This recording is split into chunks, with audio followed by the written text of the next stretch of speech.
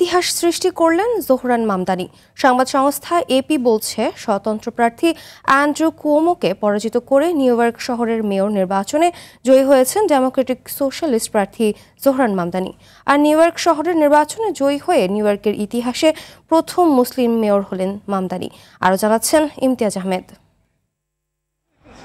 শেষ হলো যুক্তরাষ্ট্রের প্রাণখ্যাত নিউ ইয়র্ক শহরের আলোচিত মেয়র নির্বাচন। জনমত জরিপের ফলাফলই সঠিক হলো। 34 বছর বয়সী স্টেট অ্যাসেম্বলি সদস্য জোহরান মামদানি পরাজিত করেছেন তার প্রধান প্রতিদ্বন্দ্বী অ্যান্ড্রু কুওমোকে। নির্বাচনী লড়াইয়ে মুখোমুখি অবস্থানে ছিলেন এই দুই প্রার্থী।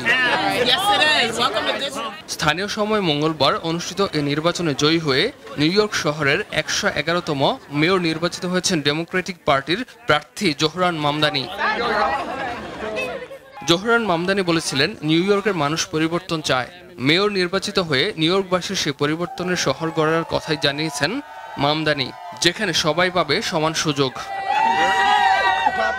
নির্বাচনে মামদানির সঙ্গে স্বতন্ত্র প্রার্থী অ্যান্ড্রু কুওমো ও রিপাবলিকান প্রার্থী কার্টিস স্লিয়াও ছিলেন আলোচনায়। তবে সবাইকে পেছনে ফেলে জয় হলো মামদানির। এতে শুধু মার্কিন রাজনীতি নয়, বৈশ্বিক পর্যায়েও জোহরান মামদানি হয়ে উঠেছেন আলোচনার মুখ্য বিষয়। জুনে অনুষ্ঠিত প্রাইমারি ইলেকশনে অভাবনীয় জয় পেয়ে লাইমলাইটে উঠে আসেন 34 বছর বয়সী এই রাজনীতিক। নির্বাচনী ইশতেহারে মামদানির প্রতিশ্রুতি ছিল সার্বজনীন চাইল্ড কেয়ার, ভর্তুকি পাওয়া ইউনিটগুলোর ভাড়া বাতিল, বিনামূল্যে পাবলিক বাস সার্ভিস দেয়া। বিশ্লেষকরা মনে করছেন, এগুলোর কারণে জীবনযাত্রার ব্যয় বেড়ে যাওয়া নিউ ইয়র্ক একাংশের দারুণ সমর্থন পেয়েছেন মামদানি। ইমতিয়াজ আহমেদ, RTV।